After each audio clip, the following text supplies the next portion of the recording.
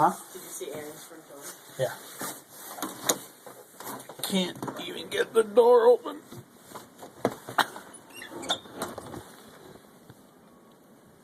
Look across the way. We're at about 22 inches on the ground right now, and it is still snowing. That car right there is about half buried. This one over here, you can't even see the hood of the car barely. The neighbor's house over there, you notice the snow is bottling up on the door. That's her walkway right over there under that light that looks green.